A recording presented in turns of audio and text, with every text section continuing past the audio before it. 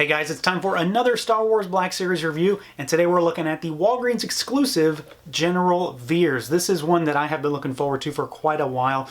I've got a fondness for this character in particular, just because of the way he carries himself. You know, he kind of talks back, stands up to Vader, he succeeds in his mission, the whole 9 yards. Everything about this character is something that I just like from a bad guy perspective, and this photo tech looks pretty promising. So we've got him in our standard Black Series box. We see him there in the window. We've got some artwork. We've got that Walgreens exclusive sticker. He has no number. And then on the back, we have got that same artwork again, as well as a bit of a write-up. So let's pull him out and take a look. All right, guys, here he is, our General Veers figure, and I gotta say, I am pretty happy with this figure. I'm very excited to take a look at this. Like I said, this is one of my favorite Imperial officers. You know, it's the battle on Hoth. He leads the assault. He is quite a different Imperial officer than we're used to seeing in the movies, just because he's so confident and he succeeds. So this is a great one to finally get a hold of, and he comes with a bunch of stuff, so I'm really excited about that. So of course we're going to take a look at articulation first, and then we'll take a look at all the sculpt and all of the stuff he comes with. So as far as moving him around, I've got his armor on him now. We'll kind of do articulation with it and without it, so you can see how it hinders him, because obviously it's going to do something to him. So the head can bobble left and right, a little bit up, a little bit down, swivel all the way around. It is, of course, on the newer ball peg style that they've been using, and the helmet does not really get in the way at all. It does eventually hit the back of the neck, but that's about it, so not too much. Arms go out. They swivel all the way around. We have no bicep swivel, elbow swivel instead, single joint, and then we've got hinges and rotation at the wrists. He does have the kind of standard waist joint for a Black Series, so like a ball peg in there. But the armor does not really allow you to do anything at the waist, because if you twist him, it's going to pop the peg here eventually, and then if you try to lean him forward, he only goes so far, and it also will eventually start to pop that peg depending on kind of where it's at. So let's pull this off of him, and you can see, you know, how easy it is to put on and take off. So without the armor, he can swivel left and right just fine, a little back and forth as well, but not a great deal. Legs go out, they kick forward, they kick back, thigh cut, double jointed knees. We do not have anything at the boot, but there is a rocker and a hinge down there at those ankles. We've seen these legs before, so you kind of know how this works. It's a standard Black Series figure once you've got him out of that armor. You know, if you've had any of the other officers, you know exactly how this guy's going to move around, so there's really no surprises there. Now, as far as the overall look and feel of this guy, I'm pretty happy with him. Like I said, if you've had other officers, specifically Piet or Tarkin, you kind of know what we've got going on here. And I'll show you a comparison later on, just to give you an idea, but they're almost identical. The legs are the same, but the differences lie in the upper torso, specifically with the cylinders in their breast pockets, and then their rank insignias. Those are different. But other than that, though, it's all the same stuff. And, you know, it's pretty good. The only real thing I have a point of contention on is I feel like the insignias are a little sloppy. I'm not too happy with that paint application. It's kind of bleeding a little bit, but I'm going to have him with the armor on at all times, and we'll talk about that more when we do accessories.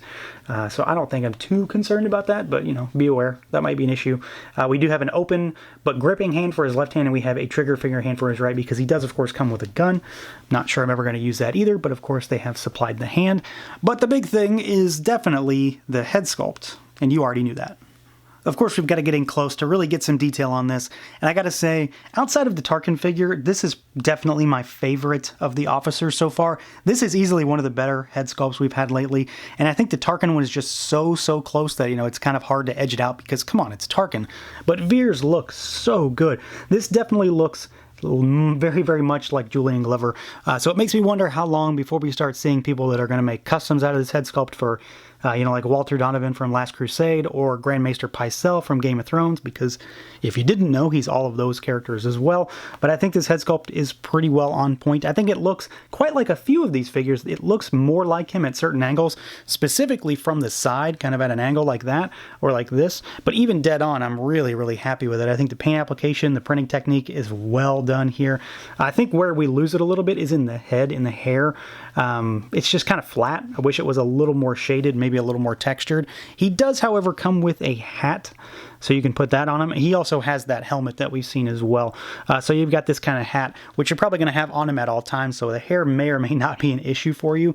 But overall, the head sculpt, the face printing, everything from the neck up on this guy is top-notch for Hasbro. Now, as far as accessories goes, I just showed you the hat that he has, so that's one. But the big set of accessories for this guy is his armor that he wears when he's in the AT-AT, you know, during the ground assault on Hoth. And this is how I'm going to display him. I initially was going to just put him with my officers, but then, you know, I actually had him in hand and realized that there's just no way that's going to happen. He has to go with some AT-AT drivers.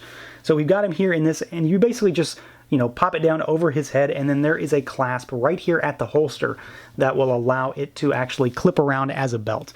I think the sculpt on this is spot on. A lot of nice little small paint details on the front and the back. My only real gripe with this, and I think it's something that I can easily fix by maybe heating it up a bit, is it's kind of warped a little bit. You can see that there's some severe gapping going on there. I'm assuming that's just because of how it was packaged, and that's most likely what it is.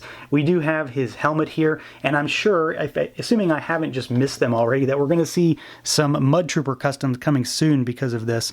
I'm sure it's only a matter of time, because that's exactly what this is going to end up being. I'm sure of it, but there is some nice paint embellishments on that as well. We've got those goggles that sit just at the top. There's even a little microphone kind of sculpted on the chin strap, which is pretty fantastic. He does, of course, like I mentioned previously, include a gun as well. This is the same gun that we saw with Admiral Piet, so you've got that one, and he does have a holster. It's part of the armor, it's a part of the belt, so you don't have to worry about attaching that as well. It's already on there. So he comes with everything you could possibly need for him except an AT-AT, which obviously is not going to ever happen, but I think he looks fantastic this way, and this is, as far as I'm concerned, the way he should be displayed. And here is, of course, a quick comparison of Veers to the other officers that we've gotten so far, so you can kind of gauge how they differ and how they are similar. So in general, you can kind of rule out Thrawn and Krennic, but, you know, the three in the middle here, Tarkin, Veers, and Piet, share the same lower body, but from the waist up, they're different just based on their insignias and then the cylinders in their breast pockets. So those are different as well. And yeah, they look really good together. I would say at this point, Tarkin is still probably my favorite in terms of faces. It's just really solid, but Veers is, I mean, it's right there with him for sure. So that Veers head sculpt is fantastic. I'm really, really happy. We're getting a nice rounded out crew of officers. So there you go, guys. We've got another Star Wars Black Series officer added to our ranks, and I am pretty happy with this one. I think Hasbro does a solid job all around here. The face, the head, everything is top-notch. The armor is an extra added and welcome bonus to this figure.